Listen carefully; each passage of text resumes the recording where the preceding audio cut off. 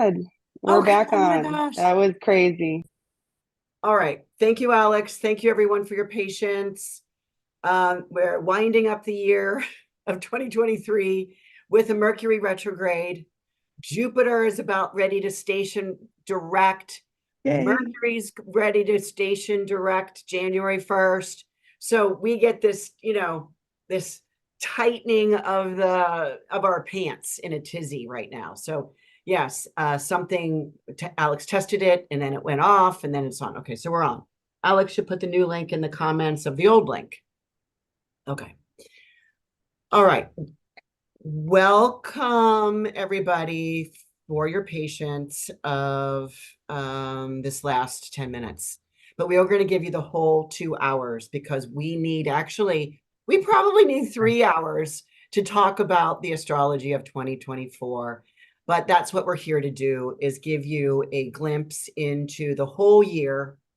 And then we're going to come back in the last hour, in the second hour, and do January. January is quite packed, Yeah. but we're going to go over the year. We'll go over the quarters and then come back. We also have prizes. But anyway, let's begin again. I'm Sandy Reevy with Intention Beads. And I'm Susan Goodell, financial astrologer. And we're both in the Chicago area, the no snow of December Chicago area. So, Susan, I was trying to find a color to wear today because, I don't know, we're going to be here for 2 hours. And so I was like, I asked the lady in the box to give me the Pantone color for 2024 because I was going to wear that color, but I have no peach fuzz. Peach fuzz. Peach fuzz is the color for 2024. So I I don't know who has peach fuzz, but I Peaches. yeah, peaches or young 14, 15, 16-year-old guys. Yeah. All right. Let's start with January. What we actually want to do first is we want to try and do these gift prizes on the half hours. And we want to start off with the wheel of everyone here. You still can put your name in. Everyone gets one free, but you have to register for a free raffle ticket. Everybody gets one for free, but you can buy extras for $1. And a lot of you have. And we've got a lot of names on the wheel. Alex, are we ready to offer the first three gifts at the beginning of the hour? And I'm going to guess. Yes, we had one more added, so I'm adding that right now, and then I'll pop it up on the screen. Oh, well, okay. So you'll let us know, and you can buy them as we go. You'll just be included in the next round. All right. So where are you coming from? I mean, let's see. I'm in Chicago, and you know what? I want to say this where everybody is. Where are you coming from? Where are you? Where are you tuning in from? Susan, I take a week in December to go away, leave Chicago, and I chose again Santa Fe, New Mexico, where I, kind of hole up in a house and write the astrology of the next year. So I just got back from that. I should do that. You know what? It helps coming out of because it's a different perspective, right? You're in a different place. You're looking at the astrology, and man, I mean, this is a doozy of a year. Yeah. What's your comment for 2024? Well, I think Pluto still dominates most of the year because it moves in and out of Capricorn and Aquarius. And maybe it wouldn't be quite so hard, except that it's an election year in the United States. And I think that that Pluto's movement through the sign, back and forth through those signs will have a big impact on that. And, but other than that, I like the spring a lot. I think there's a lot of nice things happening in March and April. Yeah, I particularly like April. I do want to mention a little bit about that election that you were just talking about, because, if Pluto in Capricorn has been here for the last 20 years, right? And you specifically talk a lot about Pluto changing the Saturnian, the Capricorn government, structures, things that have been set up for us, years ago. We're going through the change. Oh, it's time to play a game. My favorite thing. So what we're going to give away, we're going to get this first pass, this first half hour. We're going to give away 3 little dippers to our Patreon, Chatting with the Stars. These are the $5 a month mark, but you get all of the cheat sheet and the recording that we do the beginning of the month. So you're not involved in the live recording or get anything in advance, but you get it on the first day of each month. And so sometimes that's just perfect. So let's spin. Let's get our 3 winners for the Little Dipper. I was just spent some time with my mom in the hospital. She's out now, but we watch Wheel of Fortune all the time. Oh yeah, we do too. Michelle D. I know who that is. Michelle, you won. And if you already, because I think you do, if you already have a Patreon subscription with Susan and I, Chatting with the Stars, we're going to give you the money's equivalent in a gift card for intention beads. So I think you'll get a gift card for those 3 months. All right, who's the second one? So yeah, we played Wheel of Fortune and Jeopardy every night, which was fun. Are you? Michelle D's on again. So she's racking up. She is racking up some finances on her gift certificate. Third winner.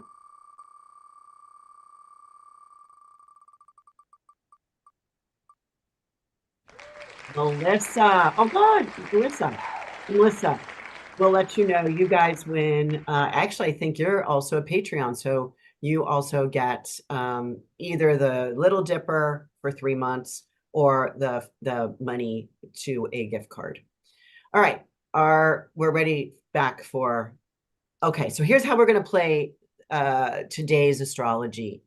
We're going to go over the year for the first hour, and then we're going to come back and do January. This cheat sheet that Susan and I do every month that comes out to the Big Dipper, which are the $30. It comes out about 7 to 10 days before the end of the month to prepare you for the next month. This is one of my favorite things that I do, is prepare this cheat sheet. So we'll talk more about that when we get there. All right, let's go over. You want to start January? We're going to just spend a few minutes here in January in each of the months. Yes. That is fine. So January. Yay, Mercury goes direct the evening of New Year's Day at 9:08 p.m. Central Time. So we start the new year, the new business year anyway, when we're all back to work and whatever. Yay, Mercury is direct. And Jupiter has just turned direct. Jupiter goes direct tonight, the December 30th at what time? 9:40 or 8:40 p.m. Chicago time. So Jupiter and Mercury will both have started to move forward now as the new year begins. And I think that's a really nice start to the new year. I'm also looking at the first. That's actually January 1st is my conflict day of the month because it's Venus also with that Mercury stationing direct. Venus is squaring Saturn, right? Mm-hmm. So this square to Saturn really does tell you, relax, don't do anything. The square to Saturn is really saying, chill out, delay what it is that you have to do. So, for me as the conflict, it's like, good. The first, I don't have to do anything. Yeah. I got to make my black-eyed peas. That's it. Also in January, we start a couple months of February, March, two months and change of a period where all the planets will be direct. There will be no planets in retrograde from January 27 through April 1. And so if you've got anything new to do, when all the planets are direct is ideal for the most part. I mean, if you can get it and it works with other aspects in the chart, it's always nice to have planets direct if you're starting something new. Yeah, I have my Astro Interesting Day on January 20th. This is when the sun crosses from Capricorn into Aquarius. So this is the ingress of sun going into that.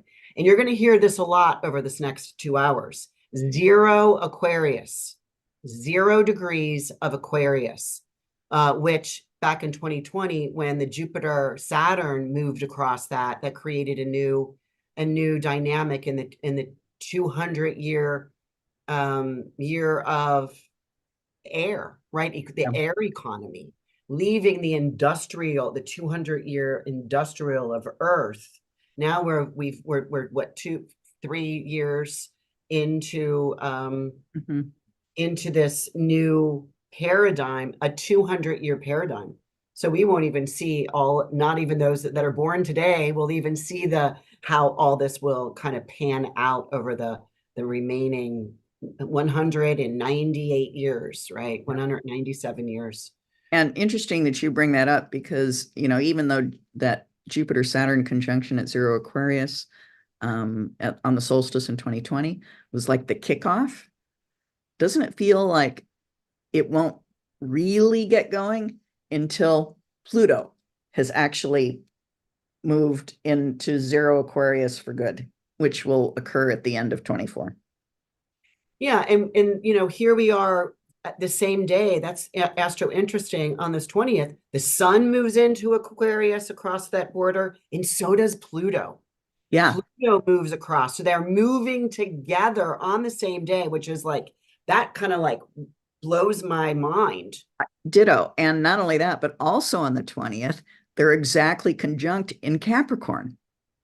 Yeah, the So, last time in our lives. yeah. So here's the Sun and Pluto in Capricorn, serious leadership, blah, blah, blah. And then all this all happens on the same day. Then they both move into Aquarius, which is like, okay, well, let's leave that behind. Yeah, and kind of what We we are were saying, done. yeah, that the 20 years of Pluto being in Capricorn, the last 20 years. Well, not 20. It started in 08. Oh, So, wait, what is that? so 16. Yes. So 16, 17 years of the 2008. We all know what happened in 2008 when things started to crumble. Yeah. It's like the walls started crumbling, the things that we counted on. Mhm. And now we move into this new paradigm of Pluto going into the next sign of Aquarius, and he stays there for 20 years. Mhm. Right. Anyway, that's pretty much the theme of 2024. It's also, to me, 2024 is a setup for 2025. Right. Mhm. All right, so let's go on to February. February. February, now all planets are direct the entire month. So this does kind of purport to, getting things done, getting things accomplished, moving forward. One of my, again, here we got on the 5th, February 5th, Mercury is conjoining Pluto at zero Aquarius. So it's kind of like doing some research on doing some work around in the intelligent, like AI's massive this year. Yeah. Because of all the planets. Mercury, Mars, and Venus all move into Aquarius and conjunct Pluto all in February. Pretty crazy. Yeah. Yeah, because Mars, he moves into Aquarius on the 13th of February, and he Yeah. comes out of his exaltation, and he's going into, how's the wind blowing, right? And he may not like that as much. Mars does, going into that sign. My conflict day is February 14th. This is the Mars making that conjunction to Pluto. Again, zero Aquarius. So if anyone has, a zero Aquarius planet or a rising sign or early degrees of Aquarius, pay attention to your chart. This is very important for change, really progressive change that is happening in your life. So be very aware of the news because you're involved. Yeah, and really February with all the Aquarius energy, really lots of powerful new ideas. Aquarius is about um, newness. It's about being weird and unique and thinking outside the box. And for the markets, actually, the 10-year T-note market I watch regularly, this zero Aquarius makes a grand trine to two of the most important planets in that chart. And in the past, it has put pressure on interest rate prices, which means that I think interest rates themselves, which move in inverse to price, could rise in February. And I know that's, like not on the radar for most people, but the way I look at the markets, there's a lot of pressure on interest rates, interest rate prices, and potential increasing interest rates in February because of all this zero Aquarius energy that's going on. Yeah, again, the 14th being my conflict day, something's brewing. It's almost like Mars wants to like strike the match, right? Like create a fire, and Pluto's there to, exaggerate it, Yeah. make it destructive. So it really does feel like something's brewing, start to ignite it, blow it up, like just, when we say cut our losses, I don't like that. I hate that term. My folks use that. Cut your losses and start over. It's that kind of energy. Yeah. Yeah. And my favorite day in February is the 28th, when the Sun and Mercury are conjunct Saturn in Pisces. Because I think that stands for inspired realism. You can be inspired to make something actually that's fabulous actually come to life. My favorite day is the 29th, the day after, Mhm. because it's the non-leap day, right? It's February 29th. And this is the day that Mercury makes a sextile to Jupiter. And I like this extra day of the year because we can imagine, what we could do with one extra day, right? It's kind of like, time goes so fast. The hours of a day go so fast, but here's a whole extra day. That's my favorite day. Yeah. All right, let's go to March. Mhm. All planets are still direct. Yep. Make your move. Tune in. My conflict day of the month is March 9th. We've got Mars making a square to Uranus. And this is about digging in, holding on, trying to stay stable, right? It's kind of like you're on this, I don't know, merry-go-round that's speeding up, and you're just like, you're holding on. You're holding on. Mhm. Um, March is the month when there's a lot of primary elections being held in March, with Pluto in Aquarius, which makes me think that there could be new ideas, new candidates, surprising results in these primary elections. And the biggest one is on March 5, Super Tuesday, when 14, 15 states will hold a primary election. Illinois is not until later. I don't have it written down here, but it's a couple weeks later, I think. But even though Pluto is in Aquarius for Super Tuesday, Mercury is in Pisces, which is its most difficult sign. There's confusion. There's, Untruths, possibly. yeah. So that combination could be really interesting to see how that plays out in early March.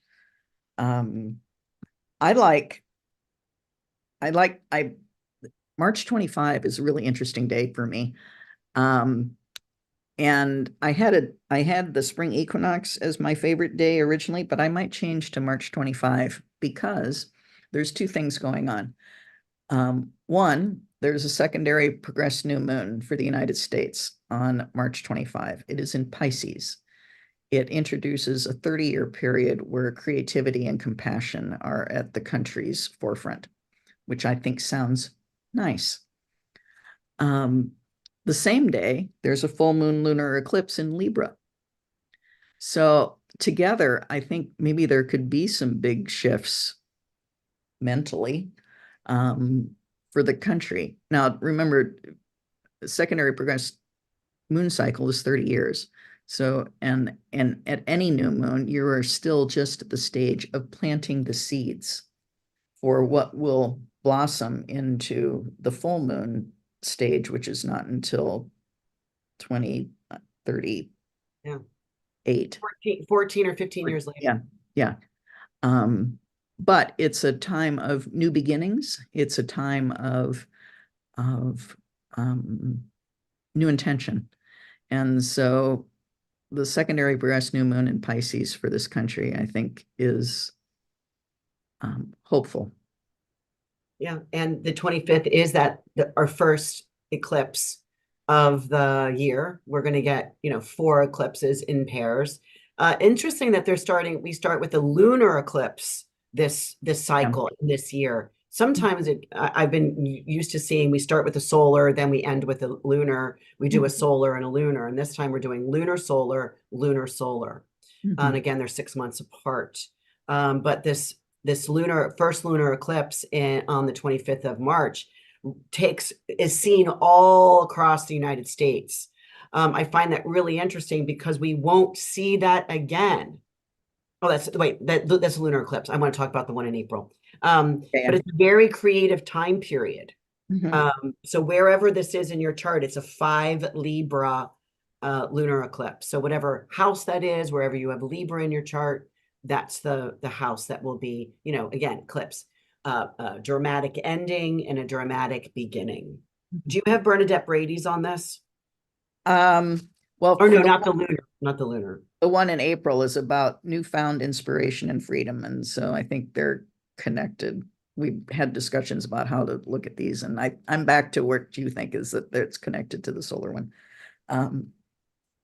But anyway, I should say too that about the secondary progressed new moon, I'm doing a talk for the Northern Illinois NCGR group on March 12, with that as the topic, the United States secondary progressed new moon. And I'll look at previous ones. This is the 9th one in this country and the first since 1994. So it's really interesting to see how the sign of the new moon kind of shapes the entire 30 years. Well, I like the Pisces. Yeah. Oh, yeah. What degree? Just curious if you knew. I don't know off the top of my head. Anyway, okay, let's go to April. April, we begin the first movement of a retrograde. This is where Mercury starts his retrograde path. Now, I want to say something about Mercury.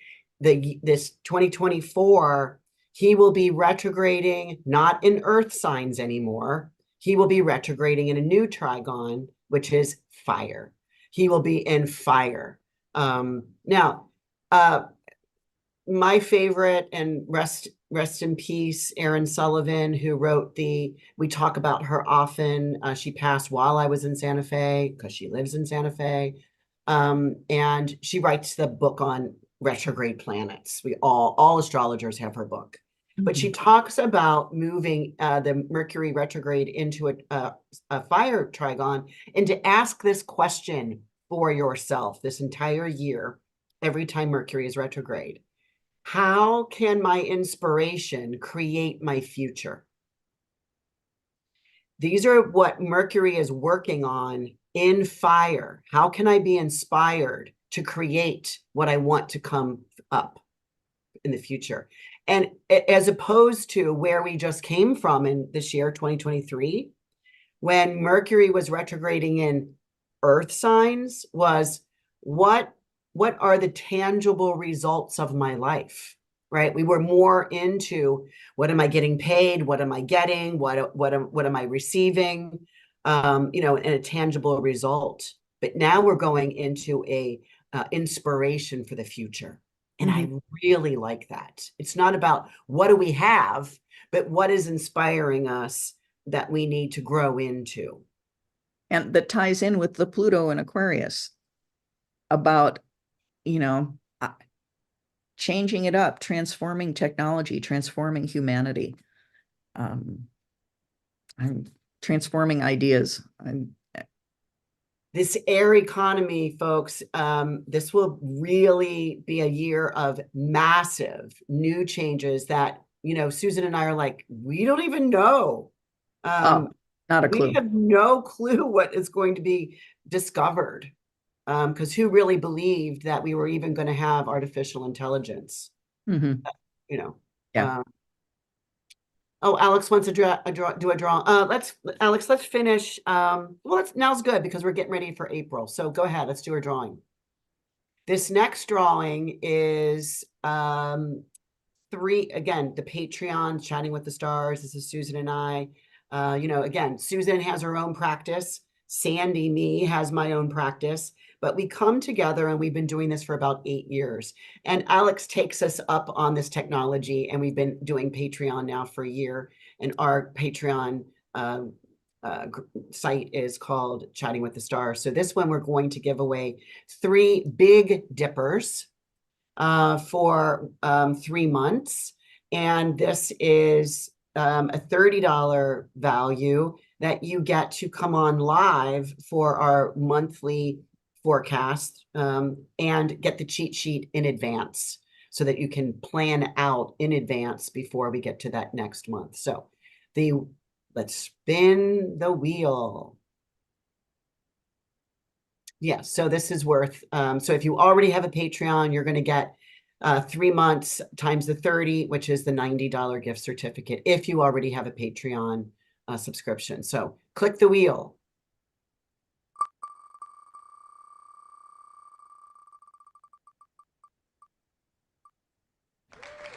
Laura, who I think's here right now, Laura K. You Yay. a 3 month Big Dipper. All right, next.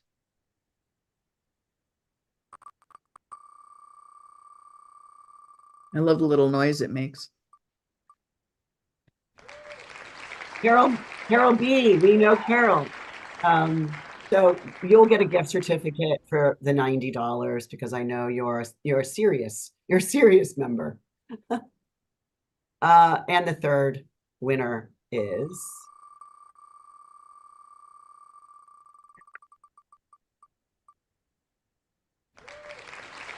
Catherine K. Catherine K. You get the 3 months of the Big Dipper on Patreon, Chatting with the Stars. All right, Alex will get all that to you. Let's move into April. Yeah. Yeah. Okay, so we kind of just mentioned a bit of the April. Mercury's going retrograde. We also have a solar eclipse on the 8th. But this is the time period that I'm watching that pretty much all astrologers, I know you are too, are watching the April 20th of the Jupiter conjunct Uranus at 21 degrees of Taurus. This is a big deal. This is, again, whenever we see some of the slow moving outer planets, and of course, Jupiter is a superior planet, but when they aspect one another, it's a big deal because they move slower. So we're only going to get 1 pass of this, which, bummer. I could take 3 passes of this, couldn't you? Oh, yeah. Erratic luck. This is like breakthroughs in technology. And this is where we say we can't even imagine what can come from, I've often said, I've always looked for a relationship that can just read my mind. Could this You would want that. it's like, do I have to explain to you what I'm thinking right now or what I desire? Can you just read my mind? And it could be that this year, Jupiter and Uranus is hitting this like, wow, I am reading your mind. So I might just get my wish Yeah. true, right? Yeah. Jupiter and Taurus, Jupiter conjunct Taurus, April 20th. And from the market perspective, it's a really lucky bullish period, actually. But I love Richard Tarnas's book. What's the name of it? Cosmos and Psyche. Cosmos and Psyche, yes. And he describes it, the Jupiter conjunct Uranus aspect, as creative breakthroughs that exhibit a high-spirited, celebratory, exuberant creative spirit. So I'm really excited about the Jupiter conjunct Taurus in April. On just what, not even 2 weeks after the total solar eclipse, that I think is going to be also really interesting because it crisscrosses the United States in the opposite direction from the total solar eclipse that we had in 2017. The one in 2017 went from the northwest to the southeast, and the one in April of 2024 goes from Texas and then north into Ohio-ish areas. Up through Maine, kind of like. Does it go all the way to Maine? Mhm. And what's interesting for us Midwesterners is that Carbondale, Illinois is at the cross mark of both of them. And so like all the eclipse watchers, scientists, and et cetera have been, it's why Carbondale was the big focus in 2017, and it's going to be a big focus again because it's so rare to see a total solar eclipse in one location so close together. Yeah, I called this is a total solar eclipse seen in the United States at 19 degrees of Aries. I called this rip it off and change the bandage, right? It's kind of like, what does Bernadette say about this one? Newfound inspiration and freedom. Yeah. Now I want to. So I mean, once again, it's that Pluto in Aquarius vibe of, okay, let's do something new. Let's change things up. Right. So It's taken the last 17 years to crumble the walls down. I remember John Cougar Mellencamp sings the song Crumbling Down, right? Like the walls crumble. But I want to mention that the solar eclipse that we're seeing in the United States, the next solar eclipse that we're going to see in the United States, Susan, are we going to be around in 2045? maybe, maybe not. 2045 is the next. So get out there on this April 8th. April 8th, get outside, plan on. And what time is this coming through? About 1 in 1:29 the afternoon. p.m. Yeah. in the afternoon. So, it is, it's a new moon, right? So the moon crosses the sun, and hopefully it's a really cloudless day so that everybody get your special glasses on. And be aware that this is the last one you're going to see. And again, I call it rip off and change the bandage. It's freedom. It's a freedom. Yeah. All right. May. Now we start to see a planet. This is a planet retrograde. Pluto. Pluto is now going retrograde May 2nd, soon as we get into this month. And he goes back. He's at 2 degrees here. It's as high as he goes into the Aquarius period is 2 degrees. And then he'll go back to 29. So Capricorn. Yeah, 29 Capricorn, because he'll finish up that this year, finish up that little end. Alex, I don't know that I did create charts for some of these. I'm kind of thinking, let's just keep moving. We'll show charts in January when we get there, but let's keep moving because we did have that little Mercury retrograde snafu in the beginning of our call. Yeah. But what's interesting to me and this is the only thing I have noted for May, is that Pluto turns retrograde in Aquarius. And so stays in Aquarius until Labor Day-ish, when it backs up into Capricorn. And then it goes direct on October 11 in Capricorn. And then finally makes its final move into Aquarius on November 19th. And those dates are interesting to me because, once again, Pluto is in Aquarius for the primary election season, as well as both political conventions in July and August. But then we'll move back into Capricorn for the election. So Pluto will be in Capricorn for the United States election, even though everything leading up to it, Pluto has been in a more progressive sign of Aquarius. but for the election, it seems like the election, we're afraid to move forward in some way. And the election, we elect someone who is same old, traditional. But then Pluto, for the election, Pluto's in Capricorn, but then it almost immediately moves out and into Aquarius for another 20 years. So I mean, I am fascinated by how this is going to play out this year. Yeah, because it's like we're moving in new directions. We're moving in new Yeah, directions. All of a sudden, oh, we don't know where that new direction's taking us. mhm. Let's get in the old car because we know it's a tried true car. We don't know so much about the, like the electric car. What if we don't find a station to Yeah, electric plug in? It's kind of like whoa Betsy a little bit, right? And yeah, then oh, absolutely. we elect on we put our ballots down on what we know has been tried and true, right? What we can count on. And immediately after, as you just mentioned, it's like, no, now we're in the progressive, like, damn, Yeah, did we vote the right way? Because we're all about progressiveness. There's electric meters all the way to your destination. You find out yeah. later, right? So it kind of is this kind of thing, right? Hmm. Keep that in mind, everyone, when we go to the polls, right? Yeah. It's a massive election year. This Hmm. is which kind of then brings up, kind of that Jupiter, that April time period, that Yeah, Jupiter Uranus. Like, who are we not paying attention to? yeah. Who really be in the running? We may not even have heard of the person that may become president soon is in the shadows right now, maybe. Could be. Like, who are the front runners? It's like, sounds Right. like And I think both conventions are like up for grabs, even though that doesn't seem like that at the moment.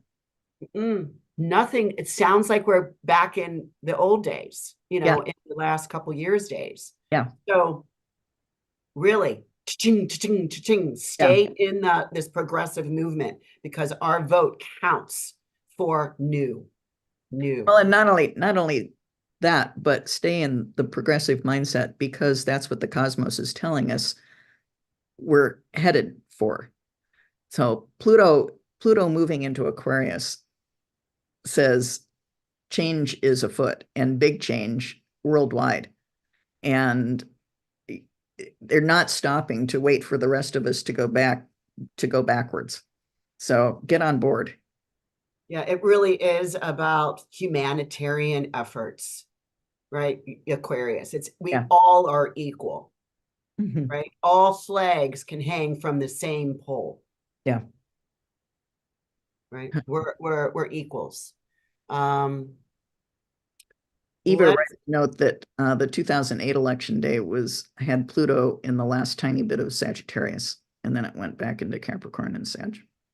Yeah, thanks, Eva. Mhm.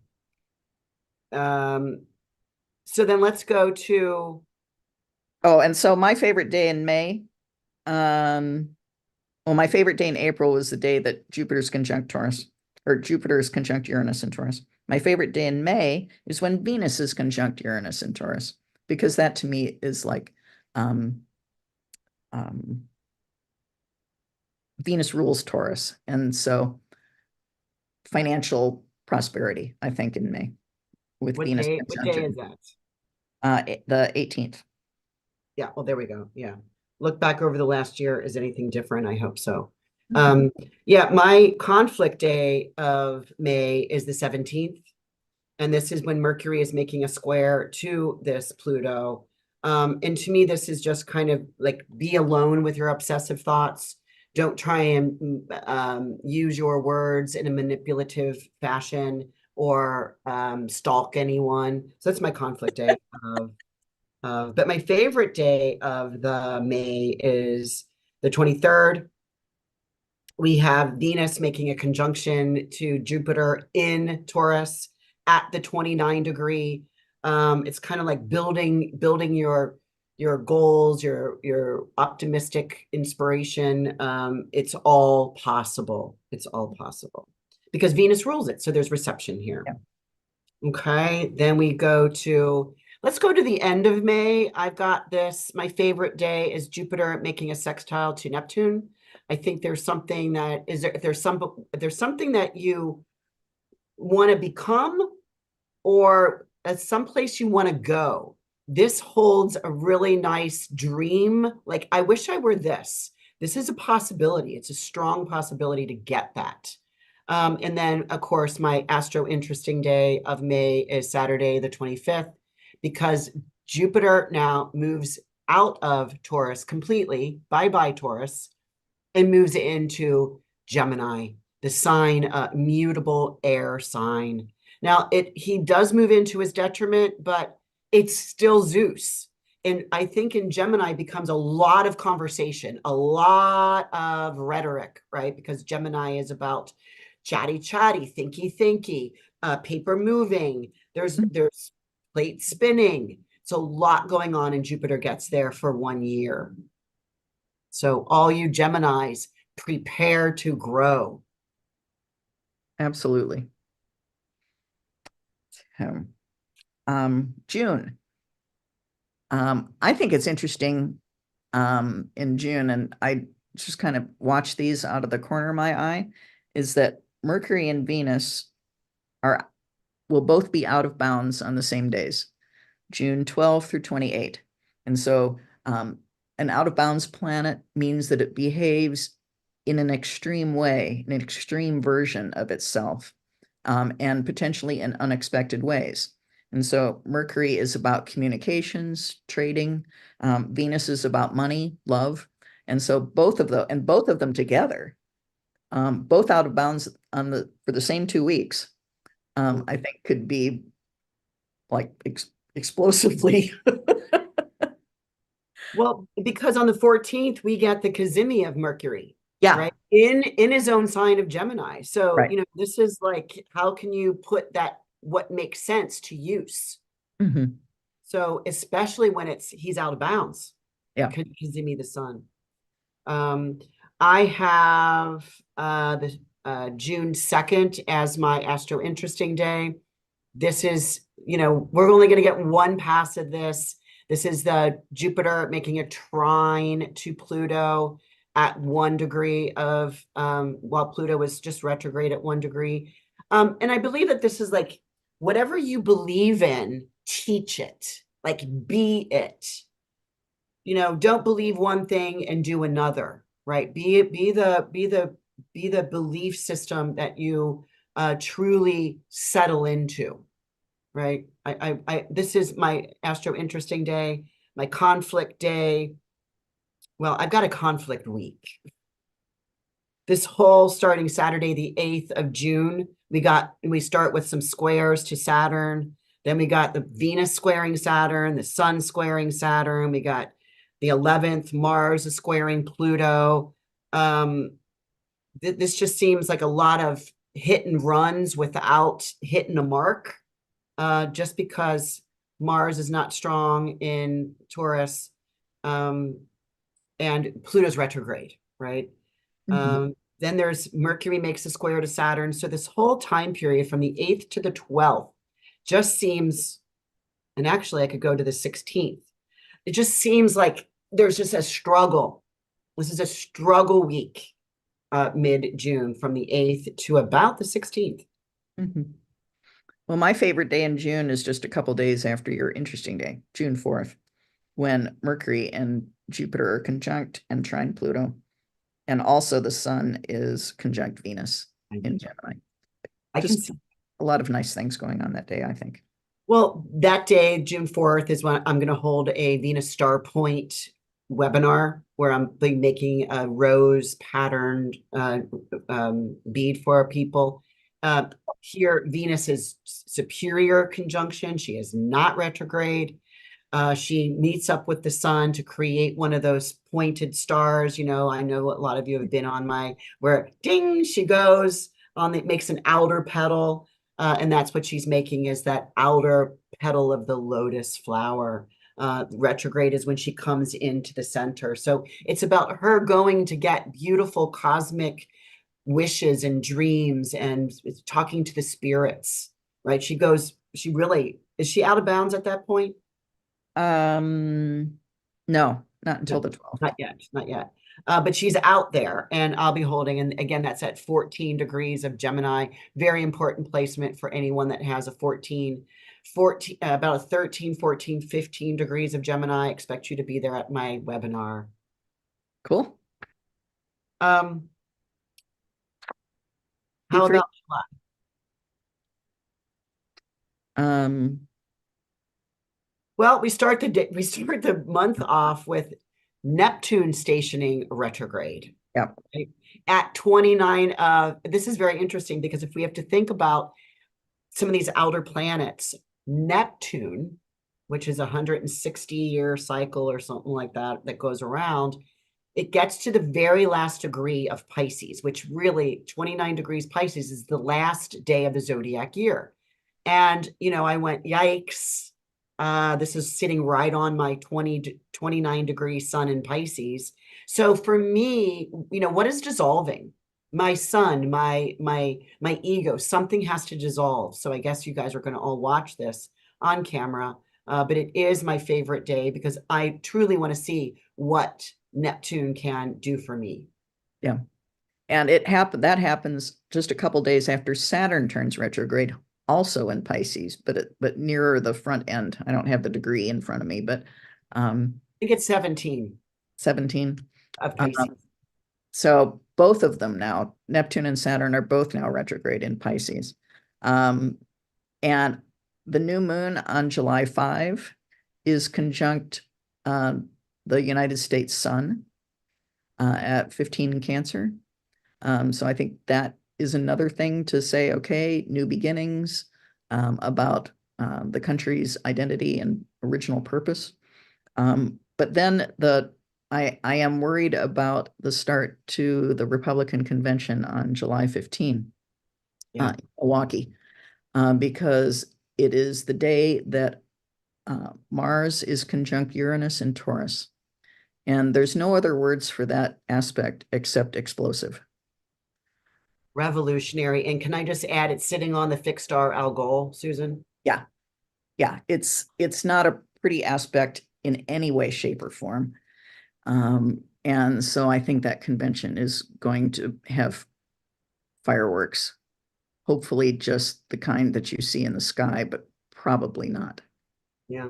It's a massive, massive impactful energy, and it needs to go somewhere. Mars is guns, Mars is weaponry, right? With this Uranus, Uranus wants to change things. It's chaotic, it's disruptive, right? So, Yeah. I wouldn't want to be an attendee. I wouldn't even want to be downtown Milwaukee that day. Even Chicago seems too close. yeah. Now, you mentioned about the new moon on the 5th. I called this identify your basic needs and are you safe and secure? So, kind of that time period, right? That this new moon, right before we get into this explosive kind of revolutionary situation on the 15th, it's kind of like, who are my, like, let's pull people in, right? Because it's in Cancer, it's a Yeah. 14-week Cancer new moon. It's kind of like, am I safe? I remember growing up, in the early 60s, listening to my dad talk to his buddies about, what do you call those? When you build something underneath the ground, and you put all your important food and supplies, those were called, Bomb right, shelter. bomb shelters. I remember this from the 60s because Yeah. some of his friends were building them. So it's kind of like, how can you pull in, contain to make sure everybody in your family and in your loved ones are safe, right? Yeah. Just your basic needs. You don't need to be extravagant here Mhm. because then we get that 15th of like How? Yeah. Yeah. And then really the 21st, we have the full moon at 29 degrees of Capricorn. That full moon to me is, it's conjunct Pluto. It's conjunct Pluto. So again, I call this grasp what you can. Not everything is available. Mhm. So July is a tight month. It's tight. Yeah. A lot. There's an impact here. Now, my favorite day in July is the 11th, when the sun is trining Saturn and Venus is trining Neptune. Just really comfortable energy that, like you say, in the sun trine Saturn in Earth's, or in um, Water. water, sorry, um, is, once again, comfy, cozy Mhm. kind of things, protection. And same deal, Venus in Cancer trine Neptune in Pisces, same deal. So all water, all Yeah. sensitive, Again, emotional. again, we could use that same line about the trigon and fire. What can my inspiration, how can that create my future? Right. A lot of these, anything in water can do that, right? This inspiration. Yeah, my favorite day of July is the 2nd, as we just, the only because I want to watch what that the Mercury in Cancer trine Neptune retrograde at 29 degrees. Use your words creatively, and it's on my sun, so I really pay Yeah. attention to expanding my spiritual knowledge. I've been starting to do that already, anticipating this, that I'll have it for another year. Yeah, and I hope you're planning on taking the whole day off and focusing on that, doing ceremony around it for yourself. Yeah, it's a Tuesday, so I can.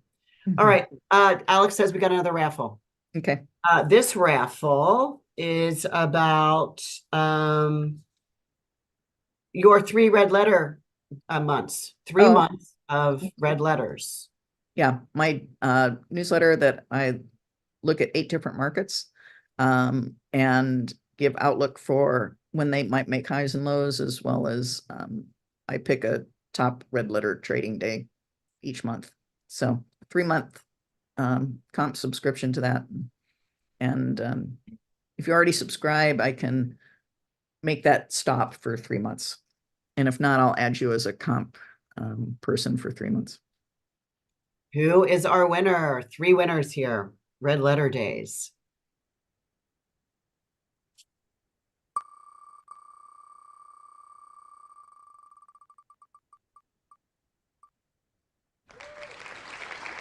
Melissa M. So Melissa M that's her second win. Yeah. We had 2 people win twice. We've got someone else coming in. Let's see, we just got some more tickets sold. We'll add you to the next spin. But here's our second winner.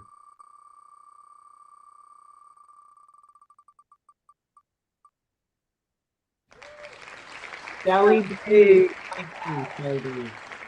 Yay. How you doing, Shelly? You just won again. All right, third person for red letter days.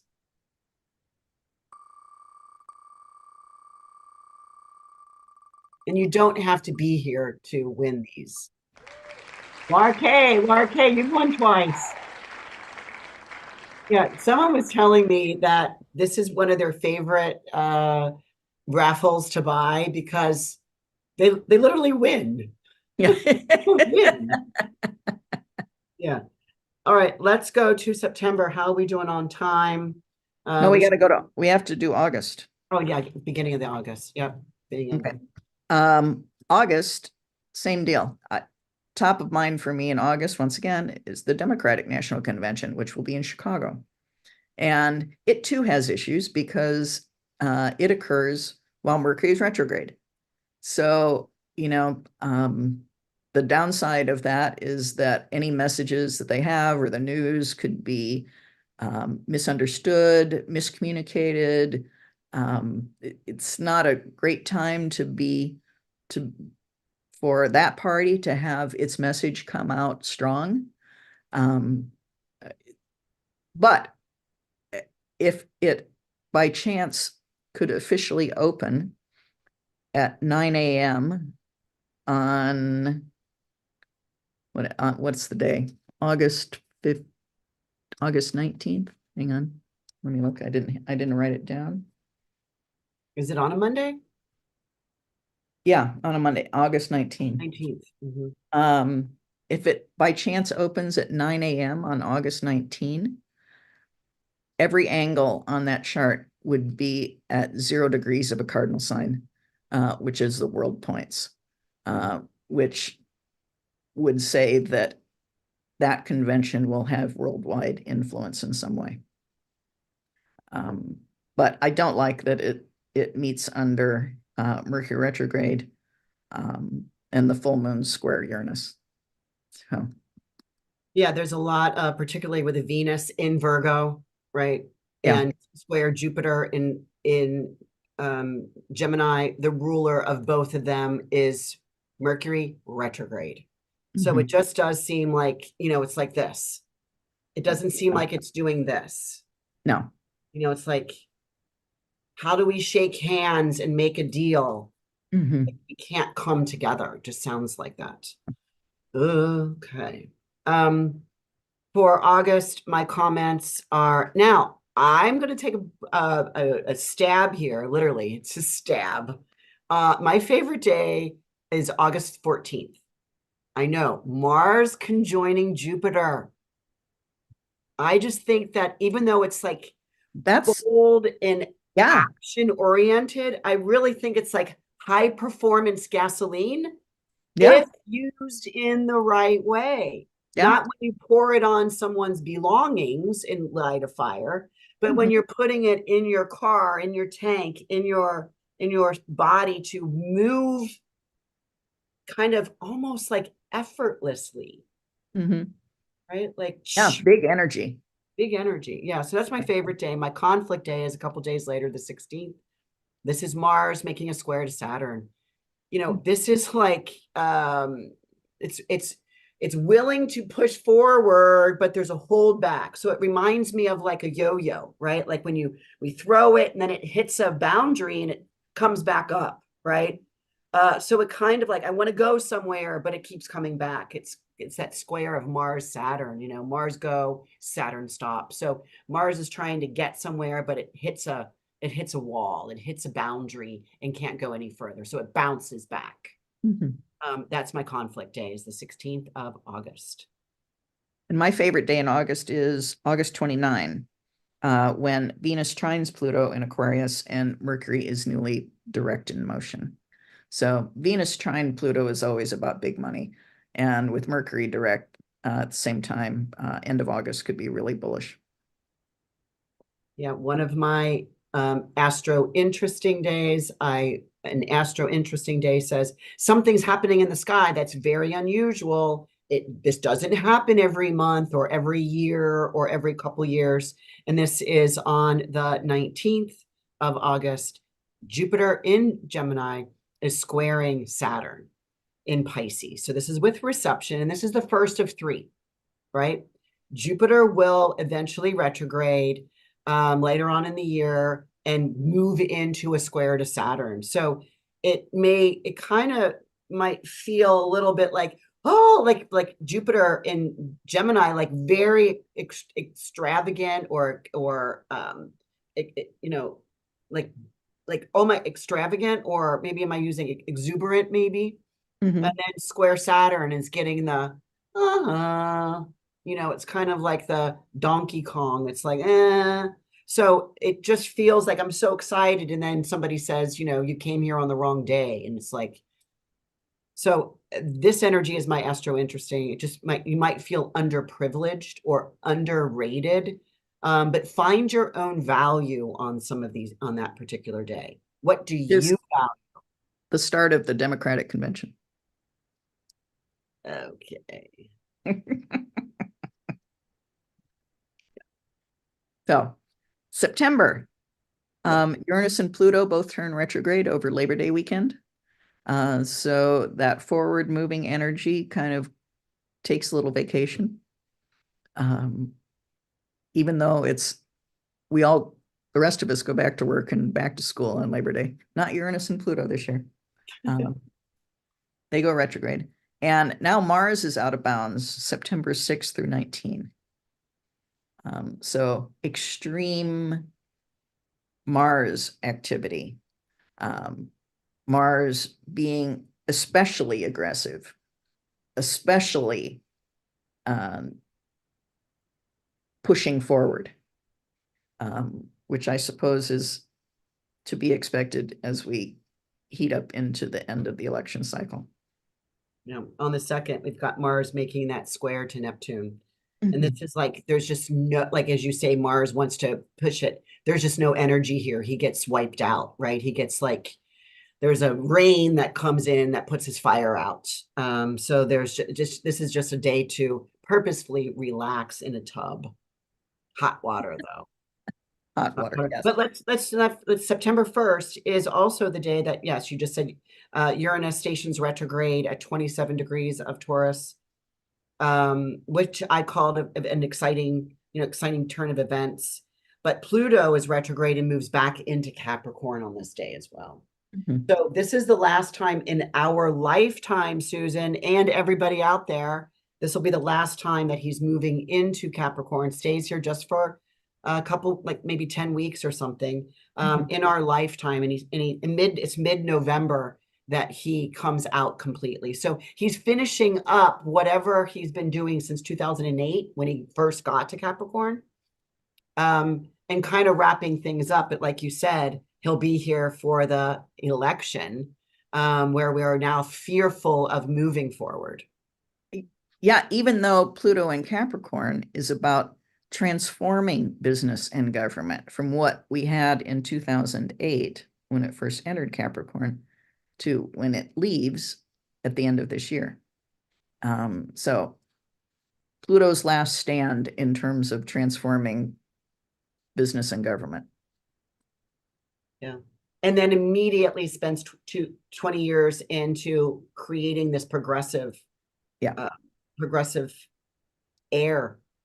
yeah. What are we sharing? What is your intelligence? What are your IP? Again, we're talking about, AI. Mhm. A And, lot going on there. and in comparison, Pluto was last in Capricorn when the country was founded, and there was a revolution about that. But Pluto had, but we didn't have a constitution until Pluto was in Aquarius. There weren't the rules that we live by until Pluto had moved into Aquarius for a few years.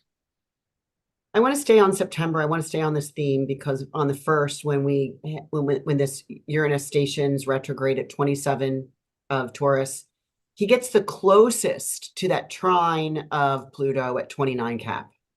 Right. So there's a trine there. It's Earth, Earth. It's 27 to 29. It's the closest they'll get. So this is a turn of events. I was listening to Chris Brennan, and he did this research, and I want to just mention it.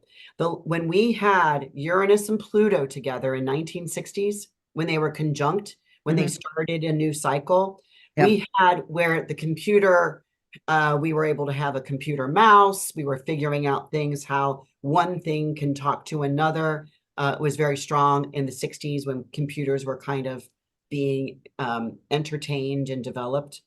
Then when we got the sextile, the opening sextile in the 1990s, the internet emerged. So then when these two planets squared in 2010, we got the mobile phones, right? We ended up getting in that time frame. So here we are, 2020s, we're getting the trine, right? Which is an easier, more harmonious aspect. But, it's kind of like, what is developing technology wise, right? So again, we don't know, because could we have ever thought, I remember when I was 16 years old, my girlfriend and I were driving around in her car. We literally grabbed one of those phones with the dials from her bedroom. We unplugged it, and we drove around pretending we were on the phone when we would pull up to a stoplight with other cars. It'd be like, this will never happen, but it's happening, right? Yeah. Everybody owns a phone. So again, who would have thought that to be true? We have no idea what we're heading for. No, we have no idea. But a shout out to everyone born in the 1960s with Uranus conjunct Pluto in Virgo. You are the ones who are in charge of making this happen. You are in the age bracket right now to be in control and to lead the way. So please do. Yeah, revolutionary change, please. Yep. Yeah. You were born with this purpose, you people of the mid 1960s. You were born that way. You were born that way. You were born that way. Exactly. All right. So September, my favorite day is September 30th because Mercury is Cazimi for an extremely long period. It starts at 7:23 a.m. on September 30th and goes all that day into the next at 1:11 a.m. on October 1st. So Mercury Cazimi that day, brilliant, a whole day of brilliant aha moment potential. So use that in the best way you possibly can. Yeah, my conflict day of September is the 2nd. This is the new moon at 11 degrees of Virgo. Mercury is not in any aspect here, and it's opposing Saturn. So, to me, the plan gets delayed on purpose. So whatever you're doing at the new moon, September 2nd, does not pan out. You might plan small little things and that they're inconsequential if they work out at all. Because that opposition to Saturn says, "Oh, you think so? I will show you not." It kind of reminds me of Saturn. Real quick, my mom was in the hospital. I went down. I never left the hospital, her room, for 5 days. I slept there. I wore the same clothes. She did come home yesterday, but when I arrived, I was like, walking into the room, I was like, "Mom, hi, Mom. We wish you a Merry Christmas." She goes, "Not." I go, "We wish you a Merry Christmas." She says, "Not." "We wish you a Merry Christmas and a Happy New Year." She goes, "Not." So many plans were changing. My brother got sick. He couldn't come in. This person's throwing up. She can't come in. We're bringing all the Christmas. So it's kind of like that Saturnian energy of like, not. Yeah. So that's my conflict day of September is the 2nd. Okay. My favorite day is September 15th. This is when we have Venus in her own sign of Libra, making a trine to Jupiter in Gemini. I just think that this brings blessings for everyone, all your friends, all your acquaintances. I just think that this is abundant air, right? It's air, and it's share. Yeah. Abundant share. That's my favorite day. Yeah. You want to go to October? Sure. Let's go. So we kick October off with what I think looks to be a difficult solar eclipse. New moon solar eclipse on October 2 at 10 Libra. That is just delineated as separation and loss. And that connects with the lunar eclipse of September 25. I have two comments about October. I called "Hold on to your hat" because you do want to cover your head. So hold on to it. It may not stay on automatically. To me, the full moon, do I have that as my conflict day? Yeah. My conflict day of October is the 17th. It's the full moon at 24 degrees of Aries, making a square to Mars and a square to Pluto. This is like a T-square, right? To me, it's a tug of war. It's like walk gently, carry a big stick, that kind of thing. But it reminds me of pulling taffy. we've all been to wherever Gatlinburg or wherever where, that taffy's going on the machine and it's kind of stretching and pulling because that's what you do with taffy. But it's kind of like pulling. Now, I want to say I have a date here. I'll tell you, it's not coming up right here. It must be down in my notes. Yeah, pulling taffy. Oh, and this taffy breaks in November on the 3rd. So like taffy, and we'll get there but I want to keep the taffy theme. It's like we're pulling taffy here. But then the taffy breaks. It's not movable anymore. It just cracks.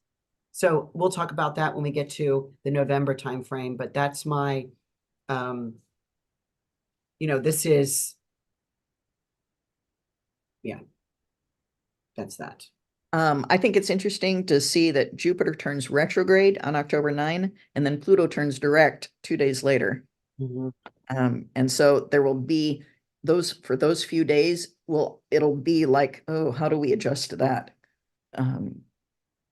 Jupiter backwards, Pluto forwards. It's like, whoa, that'll take a little bit of settling in before we get there. So those October 9th through 11th, and probably a couple days either side of that, call it the 7th through the 13th that week, could be just discombobulating. Yeah. Let's pop back to the October 2, the solar eclipse that you kind of mentioned there. It's square Mars here. And Venus, the new moon, it's at 10 degrees of Libra. So Venus is not aspected here at all. To me, this is the feminine stands to fight, yet she's not connecting properly. I really think this might be a setback because it's a tough solar eclipse, you said, right? It's a separation. It's a setback. There's a reversal. There's a surprise here. It's political because it's everybody's trying to get along, but they're not because it's square Saturn. I just think it's a very chaotic solar eclipse. Yeah. I don't like it. And then for the markets, I will note that Monday, October 28 is the 27th day of the 7th lunar month, which can be bearish, but I don't see any big other aspects that suggest a market crash or anything, not until 2030. Yeah. Let's my favorite day in November or in October is October 5th, the Grand Trine. Moon, Venus, Scorpio, Saturn, Pisces, Mars, Cancer. Yeah, a lot of water. Grand Trine and water. At about 18 degrees of water. Okay, so again, any of these degrees that we talk about, if you have any planets in those areas of the sky, would affect you especially. Okay, let's go to, are we ready for November? Yep. November, we start, boom, right away with a new moon at 9 degrees of Scorpio. It's trine to Saturn. So this to me is getting a leg up. It's another support leg. You're feeling a little bit more supported here. Like you can count on things. How do you have that? I have it. I didn't put it in my notes for November. I just started with election day. Okay. On the 5th. Let's go there. At Mars opposite Pluto. Arg. Yeah, which is kind of arg. Exactly. Once again, Mars opposite Pluto I don't think it's as bad as Mars conjunct Uranus at the start of the Republican convention, but Mars opposite Pluto it's opposite. It has opposing forces trying to inflict their will on each other. So once again, I think it's a difficult aspect to have on election day. This is where I wrote the taffy breaks. It's so far apart, it just cracks in the center. So Yeah, this is about somebody wanting to control something, somebody manipulating something. That does ring. Doesn't that sound familiar? Yeah. On election day, controlling, and there just seems to be this rage, this like anger of opposing forces. Like nobody is compromising. Yeah. And nobody's happy about whatever the outcome is. No one. Which I think we may not know until at the very earliest, the 15th, another 10 days later, when Saturn turns direct. Really, that we won't get the results until Yeah. Saturn turns direct? Okay, that's a 10-day period. Yeah. And then when does Pluto move into Aquarius? On the 19th? Yes, on the Yeah. 19th, completely done with Capricorn, never to come back in our lifetimes. This is my astro interesting day. How have I changed? How has the how has the world changed? How has the United States changed? And that's my favorite day, November 19th, when Pluto moves for good into Aquarius, and I think gives the kickstart to what the Jupiter-Saturn air economy of conjunction of 2020. It's like, okay, now we really can begin Yeah. in transforming into an air economy where the world over we value things of air. And again, Like that's that zero Aquarius. property, zero Aquarius. Yeah. Um, yeah. I just hope that all of this Aquarian energy is so much about inclusive of everyone, Mhm. where, all religions. My favorite song right now is Love Will Find a Way. Um, it's an 8-minute song. I'm going to play it on my retreat next week in Mexico, but listen to that song. It's just really cool that it's so inclusive of the disabled, the all the different religions. It's a really cool song. It's my favorite song right now. Cool. Love Will Find a Way by Mike Love. Mike Love. Um, December? Yep. But before we get to December, November 25th, Mercury stations retrograde again Mhm. in Sagittarius, a fire sign, stays in Sagittarius the whole time. Again, what inspires me for my future? And that's right before Thanksgiving. So Mercury retrograde in Sagittarius means that um, things could just blurt out over the Thanksgiving table that you didn't really mean to have blurted out. Yeah. December, we start new moon. New moon on the 1st. Mhm. What am I looking at? We've got the 5th. We got the retrograde Yeah. Mercury Zimi. Mhm. Conserve some energy. Here's the big thing for December. On the 6th, Mars stations retrograde at 6 degrees of Leo and goes back into Cancer. So Mars retrograde, we get once every 2 years. He's moving back to 17 degrees of Cancer on February 24th of 2025. So to me, this is a clash. This is, anytime Mars, the planet of forward movement, goes backwards, there is kind of we always use RE words, right? Like redo. But Mars does not want to go backwards and recap anything that he's done before. He is just independently wanting to move forward. I don't know. This could be rough. It could, but the good thing to do about with Mars retrograde is one, find out what house it's in your own chart, where those degrees are in your own chart, and reflect on activities and of that house or houses if it crosses signs. And from a business perspective, a Mars retrograde, and this would be from December 6th through February 23. That so most of December, all of January, most of February, um, is a time to reflect on business-wise what you've accomplished in the past and how you're going to use that to move forward. It's not a time to push forward with new plans, even though the start of the year is traditionally when everybody does that. If you can use the start of the year of the end of 24, early 25 to reassess forward movement in business, it's a better use of the Mars retrograde energy. I find it interesting. We're going to be able to see, this is when Mars gets close to the Earth. Mhm. So we're going to be able to see Mars in the night sky, bright and red. So we'll be able to see him, December, January, February at the end of this year. But I call that curb your dramatic behaviors.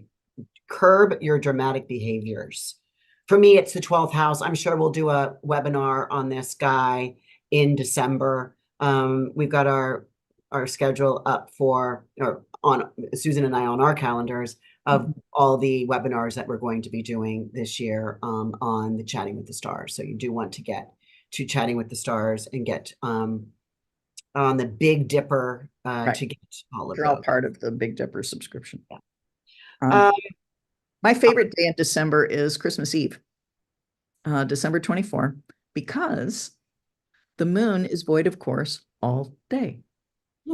From 4:46 a.m. on the 24th until 2 a.m. on the 25th.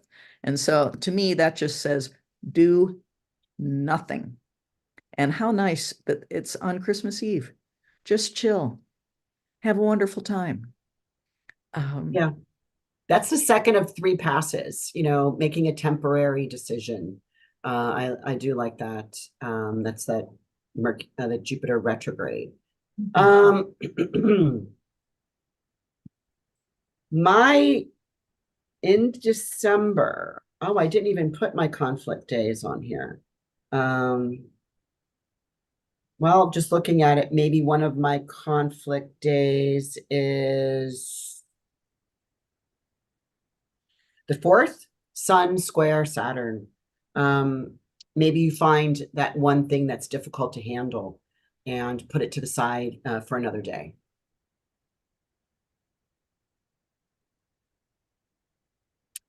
I actually like the 4th. That is the same day. That conflict day might be also my favorite day. I see that Mercury retrograde in Sagittarius, right, where he is in his detriment. He doesn't like to see the big picture of Sagittarius, is opposing Jupiter retrograde in Gemini. So they're swapped in each other's house. So this is called a mutual reception. And I really like this day for like getting something done, releasing something from your pile of to-dos.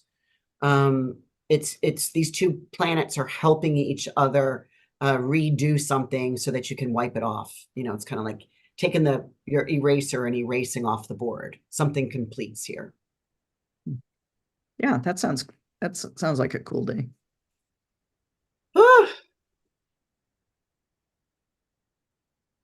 Yeah, we got some squares at the end, December 27th, December 28th, and then we go into a new moon on the 30th, new moon at 9 degrees of Capricorn.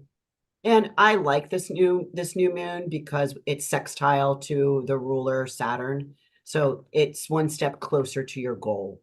And that's like the end of the year of 2024. So that means that there are two new moons in December, one on the 1st and one on the 30th.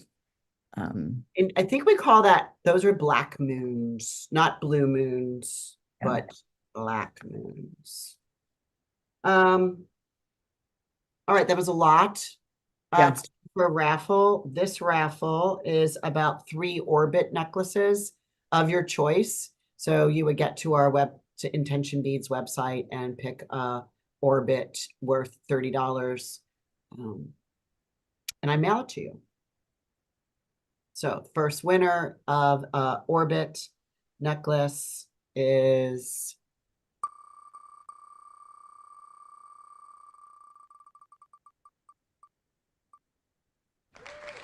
Leanne. Oh my gosh, Leanne, how are you? I hope you got on.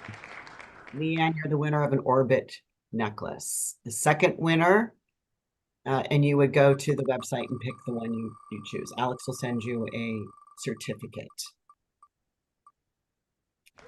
This winner is Kathy V. Kathy V, you want an orbit necklace of your choice.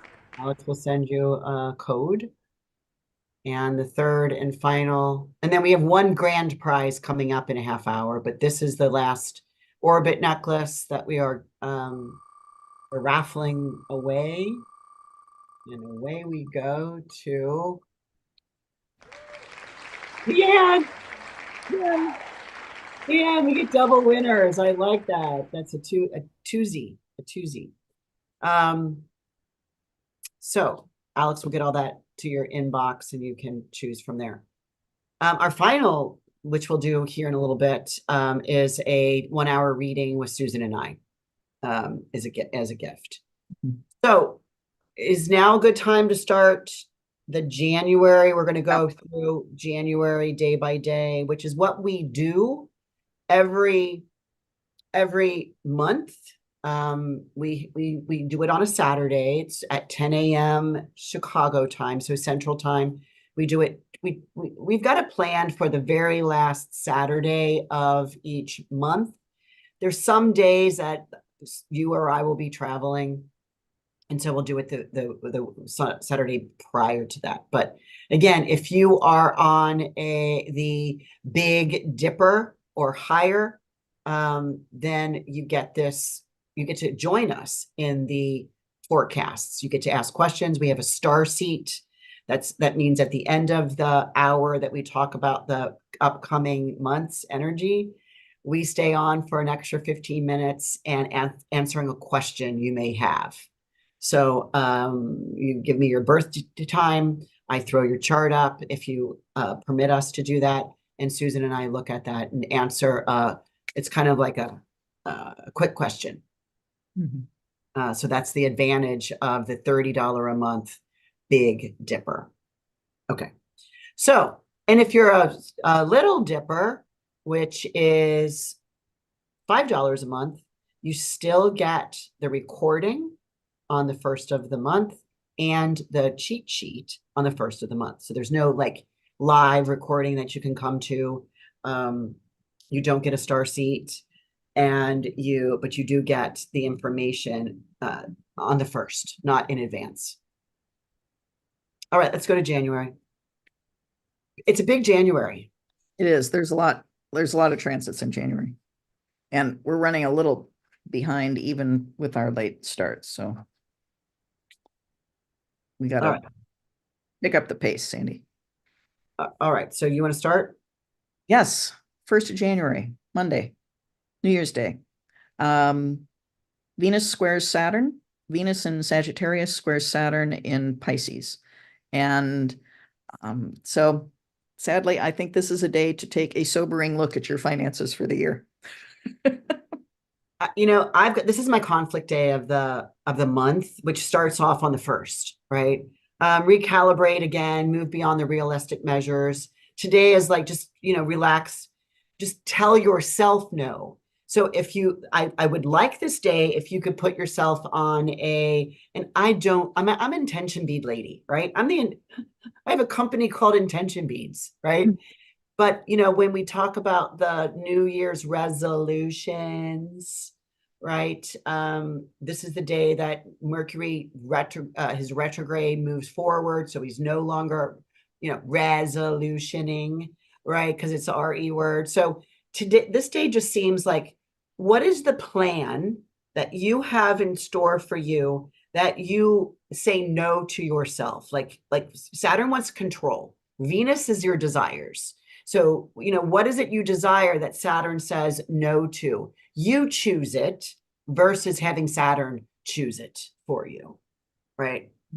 Like watch your intake of sweets, possibly, right? So that's what's a good, even though it's my conflict day, because we don't get exactly all that we want, but put yourself on a new plan, mm-hmm. Tightened plan. Yep.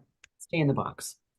All right. And then Mercury moves direct at 22 degrees of Sagittarius. So anyone that has a 22 Sag planet, you begin to start with all things that are possible. My ascendant's at 21. So there you go. You're going to get this, like, what does your new year look like, right? Very cool for you. Thursday the 4th, we've got Mars moving into his sign, his exaltation place of Capricorn. Oh my gosh, I have Mars in Capricorn. Yeah, I love when Mars moves into Capricorn. So now the promising work begins. We have 6 weeks to top things off. Mars will be in Capricorn for this 6-week period. This is right around the time that we'll be in the Mexico retreat. I'm teaching Mercury in this retreat, which is deep Mercury stuff. Yeah, I've never taught this thick of mercurial information in everyone's chart, but that Mars in Capricorn will help us focus. And I like to think of Mars in Capricorn as fighting the good fight. Mars using its energy in Capricorn to do the right thing for the right reason, to stand up for and to help move forward and protect those who can't protect themselves. Well, so like Mars is like the warrior with intent and purpose to do the right thing to protect others. Yeah, it's Okay. Aries, right? It's the Eris Yeah. guy. On Monday the 8th, we have Mercury making a square to Neptune. This is his third and final pass because he's just now still in a shadow period. He actually will be in a shadow until January 21st.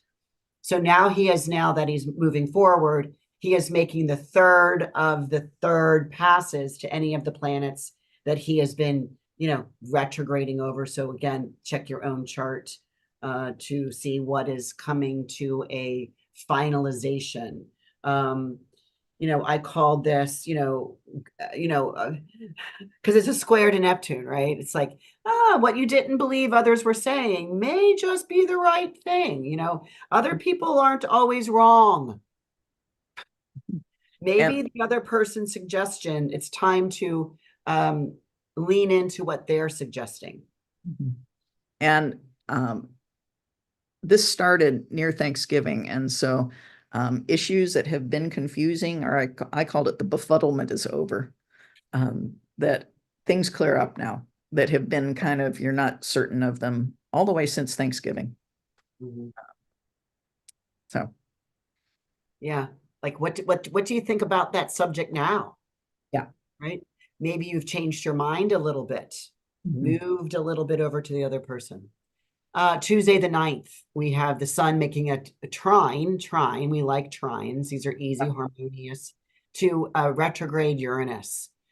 This signals a turn. I always like the trines of the sun to the outer planets because it means that whatever planet it is trying, the sun is trining.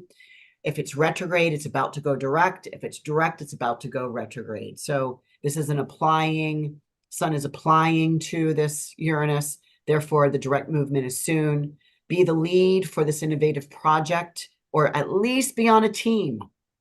What's your teamwork? And I think it is that when the sun trines Uranus, it's all about being willing to try something new, personally, because it's the sun. So put it on your calendar, break yourself out of your own box and do something different. Yeah. Be the lead for the innovative project. Yeah, absolutely. Yeah. Or at least be on the team that's doing it. Yeah. Right. Same day, Tuesday the 9th. Mars is Capricorn. He's very strong and elevated here. He's making a sextile to Saturn. And again, this is got reception here. These are the two malefics are primed. Both are motivated and established. An establishment are helpful.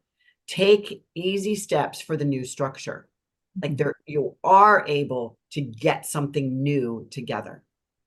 Yeah, and this to me is like, okay, holidays are over. We're back to work.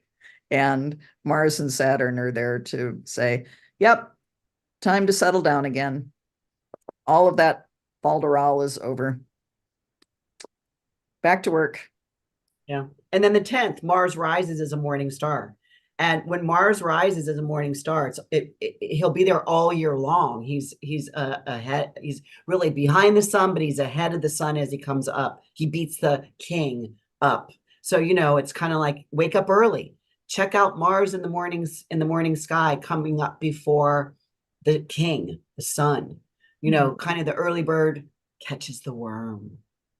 And I was surprised when you said that lasts all year long. That's kind of cool. Mm-hmm. Yeah. On Thursday, the 11th, we get the new moon at 20 degrees of Capricorn. This is at 5:57 Chicago time, a.m. in the morning. Now, these are square the nodes. It's this new moon trines Uranus, and it sextiles Neptune. So to me, this is help from your friends. Ask for assistance. I like this. Thinking about this, Saturn, Mars are working together because they're in a sextile. And then we got that Jupiter there, which makes a minor trine. So I don't know if this is my favorite new moon of the year, but I really like this. We're beginning to start this, and we'll still be on retreat here. We're going to be using this for talisman making. Cool. Cool. And I was like to keep it pretty simple and just say new moon, Capricorn, new intentions, practical. So set practical new intentions on this new moon. Friday the 12th, we've got strong Mars in Capricorn trining Jupiter. Yep. In Jupiter still just remember Jupiter has just turned direct at the end of like this is what like Tomorrow, right? 12 days ago. Oh, And it's at this point on the 12th it'll be maybe 13 days ago. So Jupiter really hasn't moved off his 5-degree Taurus mark.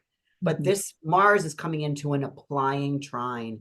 So make marks upon your path.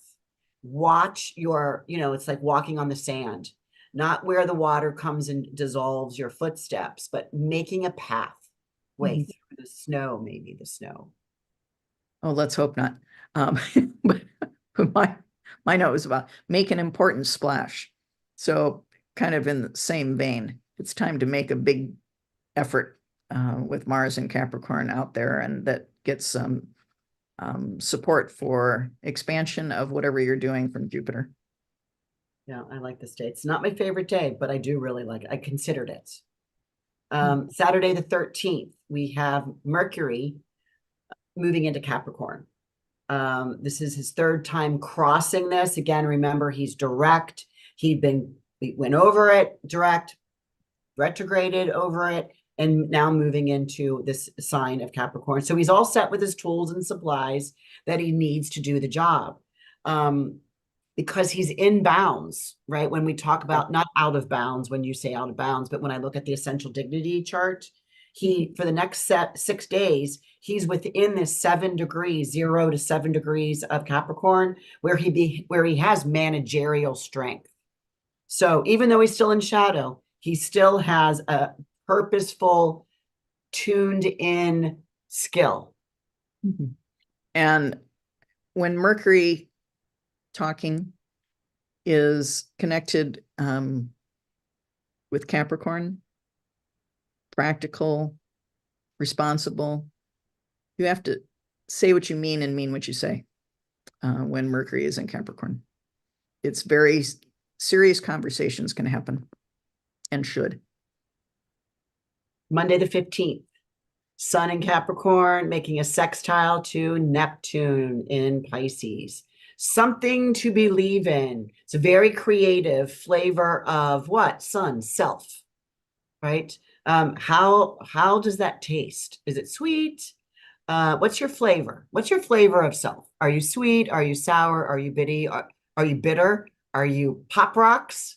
I want to be pop rocks. Right? Well, this is Martin Luther King Jr. holiday. And so I say believe in what Martin Luther King Jr. believed in.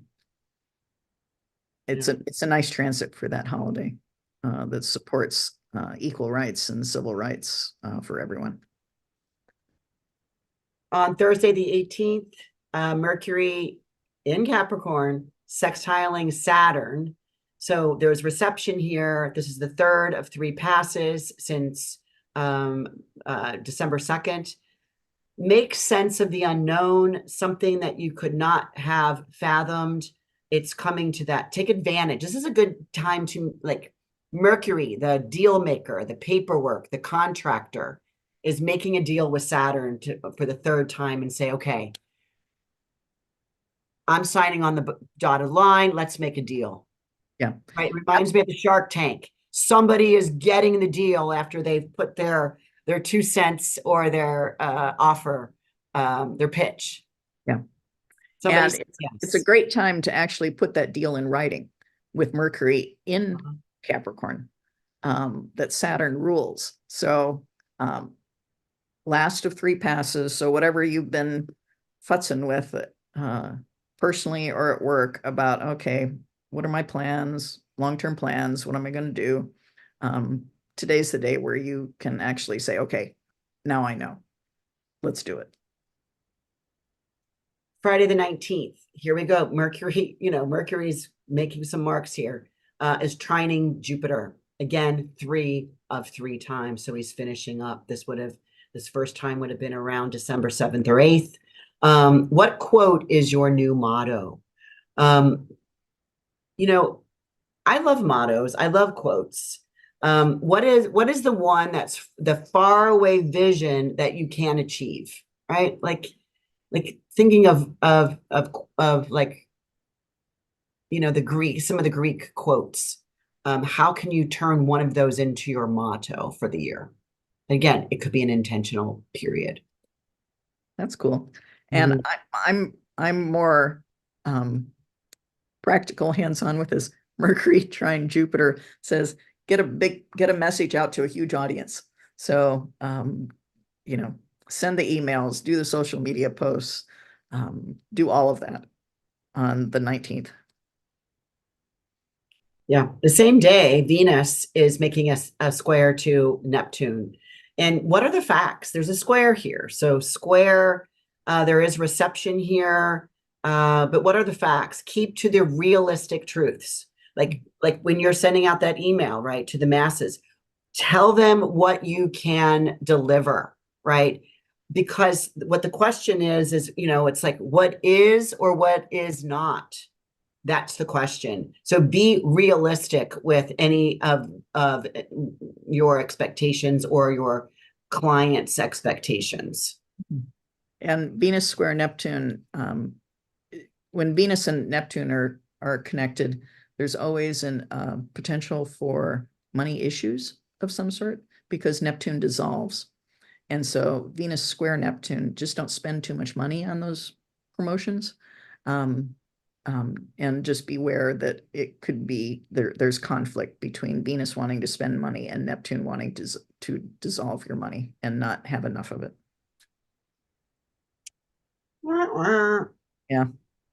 Saturday the 20th, we have this is a big day. This is my astro interesting day.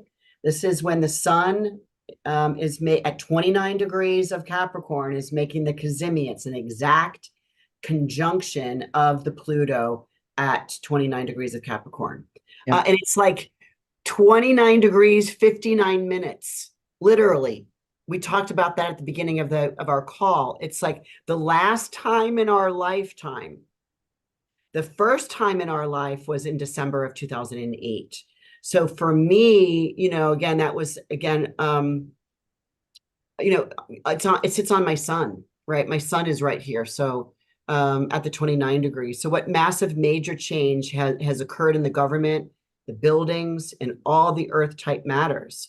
Now is the time to rebuild what was destroyed. The universe has our backs always.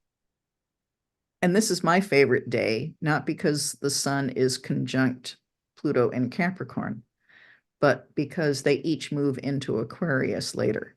Mhm. And so that there's a renewed sense of revival and exploration and just newness, new exploring that comes in on Saturday the 20th. The sun moves into Aquarius at 8:07 a.m. and Pluto moves into Aquarius at 6:50 p.m. Those are all Chicago times. And so sun in Aquarius is always about waving your weird flag. Always.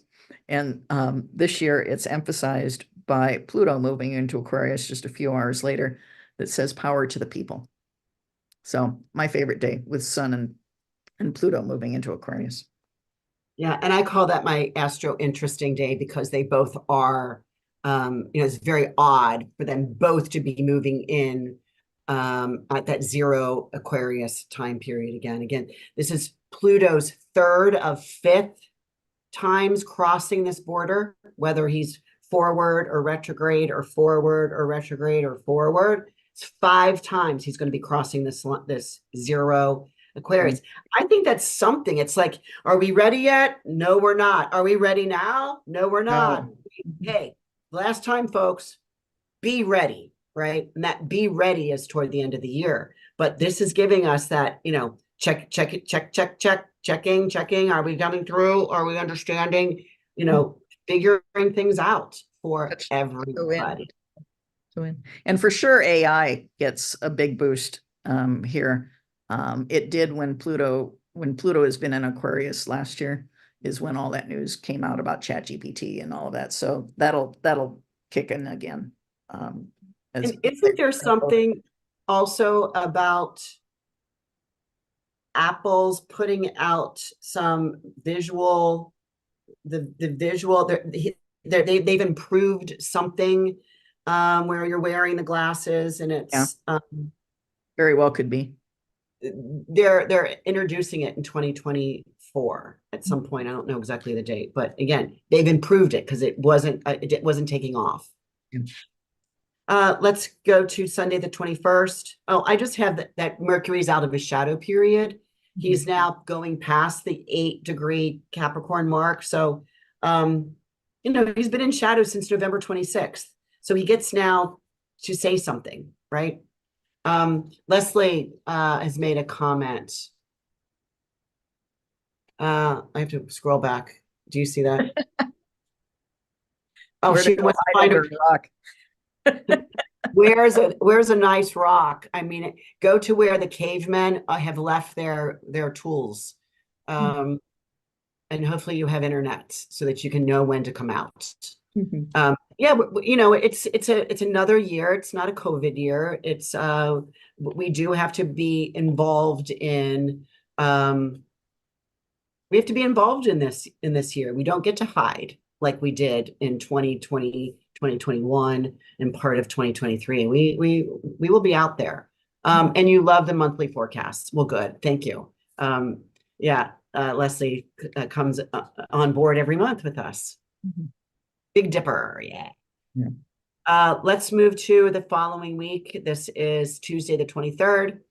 Venus moves into Capricorn. So day charts rejoice. I'm a day chart. I was born with the sun above the horizon during the day.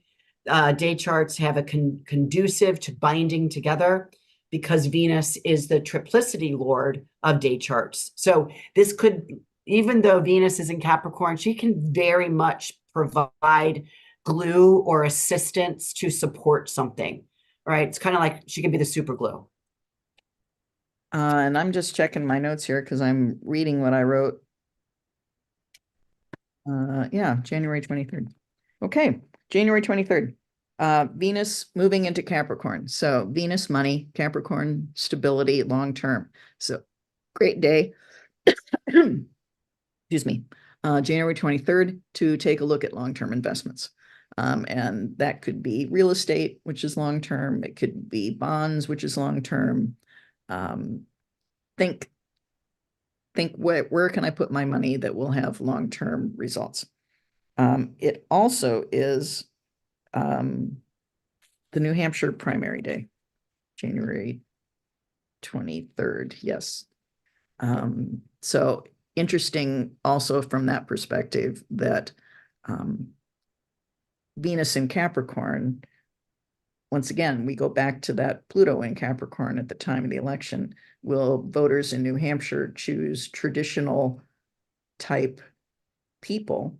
Will they favor Venus favor like the more traditional candidates available to them in both the Democratic and Republican primaries on the 23rd? And then we have Wednesday, the full moon. This is a full moon at 5 degrees of Leo, and this full moon is at 11:54 a.m. So we really won't see the exact full moon. You'll see it the night before that'll look full. You'll see it that's the next night that'll still look full.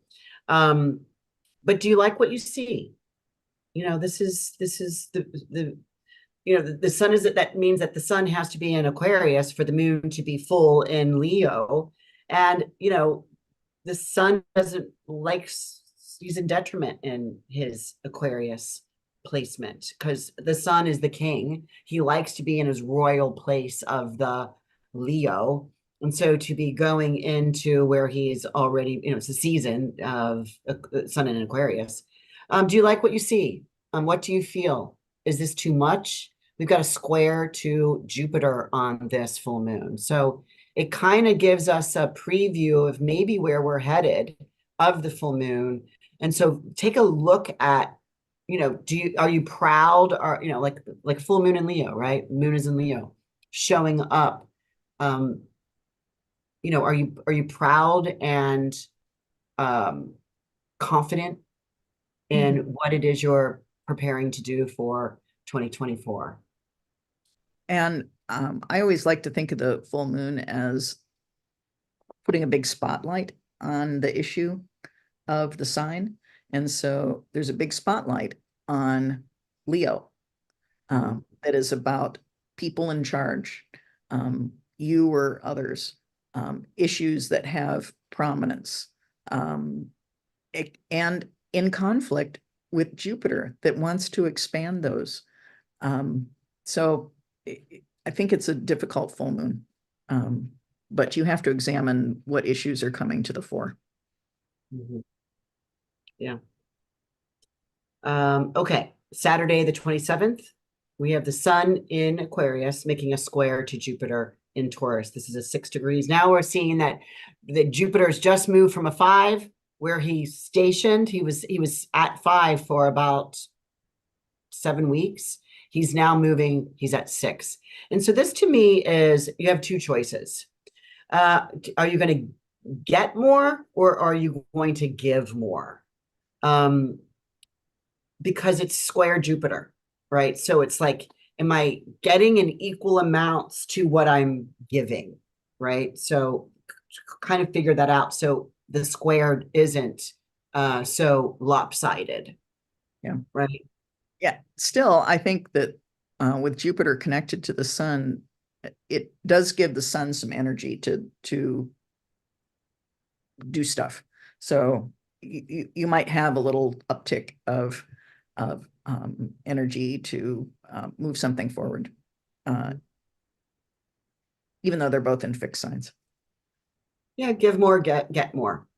Like it's kind of see if you can return what you're given. Literally, was it like 15 minutes later, 17 minutes later, Uranus stations direct. So this ends all of the retrograde planets that have been in alignment since 2023. And he's stationing direct at 19 of Taurus. So he's not coming back to 19 degrees of Taurus anymore. So these birthdays are December 11th. Wait. You had May 10th. May 10th through the 14th is finishing up your new self. So anybody's birthday that has May 10th through the 14th, you're finishing up your new persona, your new self. And excitement in life arrives more easily once Uranus turns direct. So yay, big fun. Same day. It's a big day, Saturday the 27th. Mercury is making a conjunction to Mars.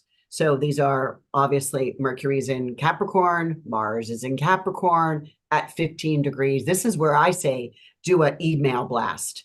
Be Mhm. clear on your productive message. Tell people what they get for how much they spend. Mhm. Yeah.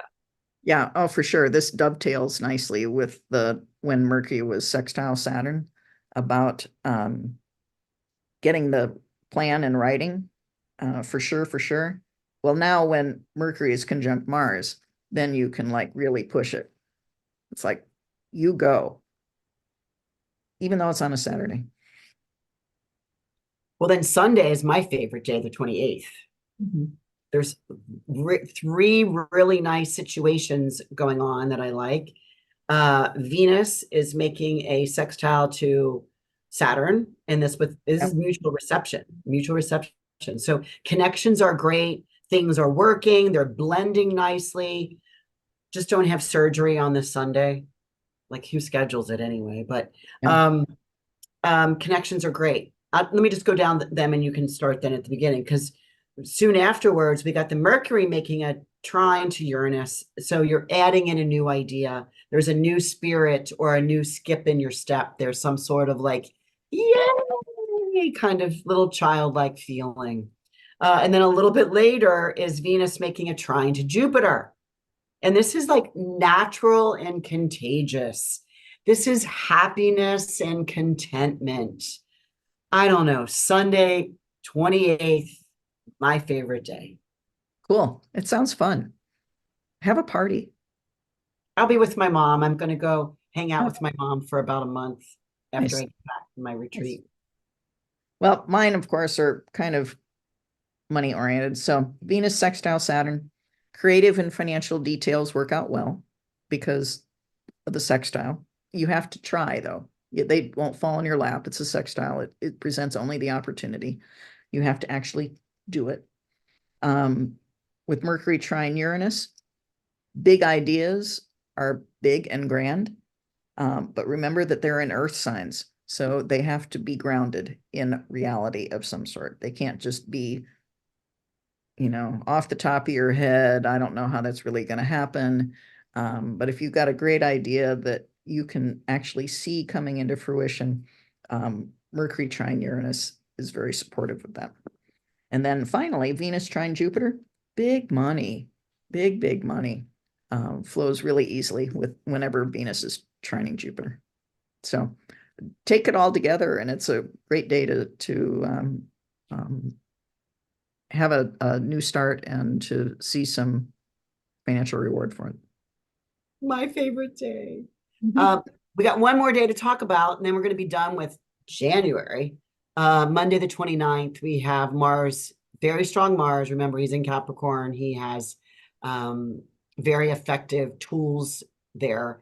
Mars is making a trine to Uranus, and this is at 19 degrees, picking up speed, right? So Uranus is direct. He's still at 19. He hasn't moved yet, but Mars is like trying to pushing Yeah. them along. It seems like you're ready to get this thing going, right? Mhm. It's like, again, Pink, my favorite girl. Let's get this party started. Yeah. And I think that on the 29th, that Mars trine Uranus says you could surprise people with really doing something unexpected, and taking some sort of unexpected action. So go for it. It's like fun. I don't know, this could be like a changing jobs, kind of this Oh makes me yeah. that like, you know what? I'm off to this other thing. Bye bye. Oh, Mhm. I'm heading into the new realm. It's finally time. Yeah. Kick off my my spats and put some dancing shoes on. Mhm. So, That's yeah, I like this day. Okay, there we are. That we got through January. We've got one final. Do we want to talk about anything else that we need to wrap up? Um, mm-mm. we can't really see the chat, so Alex will put in if you guys are interested. We really do. I really do like our chatting with the stars that Susan and I come together. Um, See if you can, if you didn't win tonight, today that maybe you can join us and see if you like it. I think there's a 10-day or 2-week trial period that you can sign up for with Patreon called Chatting with the Stars. Our final giveaway is a 1-hour reading with me and you. So this is worth $240. So I'm sure Alex is going to put up the wheel and let's see who we are talking to. And then we'll give you the scheduler. Alex will send you the scheduler for you to schedule a time that we can chat with you. And Stars. The winner of this 1-hour reading, the Chatting with the Stars, is grand prize.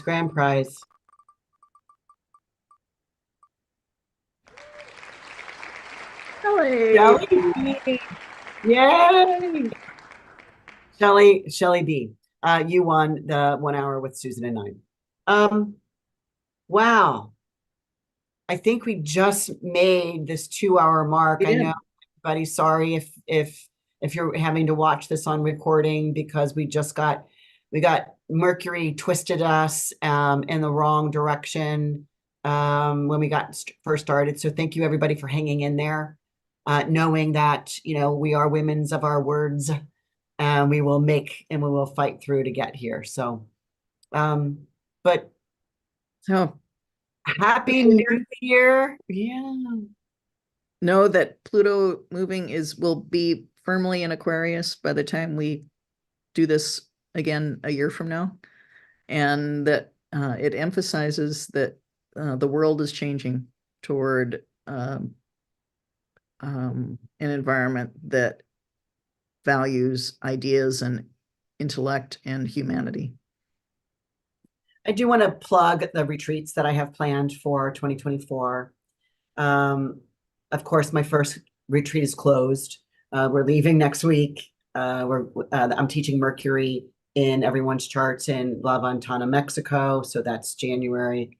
Bali is April 3rd through the 19th.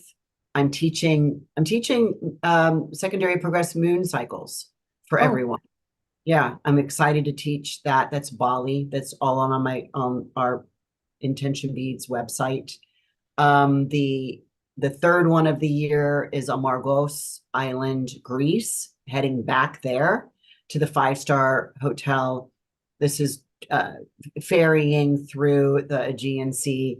Here I'm teaching the Venus Star Point with Ariel Gutman. She is my special guest. She is the author of the Venus Star Point, and she lives in Greece now, and so she's going to be coming on teaching us the Venus Star Point, very internal integral work. And then what is not on my website, because this is kind of like if you're interested in going to Egypt, I'm working on the Egypt trip October 9th through the 19th. That's not on my website. I've got a list of people that are wanting to go. I might not even have to announce it because it might fill up before I even announce it. So if you're interested in any of those retreats, you can set up a 15-minute complimentary call with me to ask any specifics about what I'm teaching or where we're going or how we get there or whatever that. But Bali's the next up. So April, come to Bali if you haven't been. So those are my retreats. Very cool. And I do speaking, and like I said earlier, I am for sure speaking to the Northern Illinois NCGR group on March 12 about the United States secondary progressed new moon. I'm doing a podcast in mid-January on a financial network, IPO-VID. You can catch a weekly financial outlook, right? Actually, I look at stocks too. at astrology.com called Finstrology, which I love the word. I wish I would have thought of it. And then Finn, I'm Finstrology, like financial astrology, but into one word. Isn't that cool? got it. Mhm. And then I do the podcast Weird Finance. I was a guest about a year ago, and then now I do a monthly financial update, um, Nice. which is kind of fun. And then what else? Um, Potentially a workshop for the Friends of Astrology this summer about financial astrology, and then always available for client work, trade shows, client events from a corporate perspective, if you want to have something fun to do. Yeah. And my newsletter, Market Outlook, where I watch 8 different markets and talk about how the planets affect their first trade charts. And all of that, just go to my website, susangoodell.com, and start clicking around. You'll find it all. Yay. All right. Well, let's say la vie, and Happy New Year, everybody. Happy New Year. Enjoy yourself. Get ready for 2024. It's nothing like this year is really nothing that we haven't been through already, right? So it's not. Yeah, it's a wrapping up. It kind of, and then 25, 26, I think we just won't even know what hit us in 25, 26 in terms of how different it feels. And because there's a lot of outer planet shifts that are taking place that haven't taken place in decades. Yeah, so this is our kind of our last 2024, our last year before we get really different, Mhm. really have. And so, let's enjoy it. We'll be here every month for you and we'll talk about all the stuff that's happening. Anyway, I never know how to say goodbye. Alex, just cut us off. Bye, everybody. Bye. Happy New Year. Happy New Year.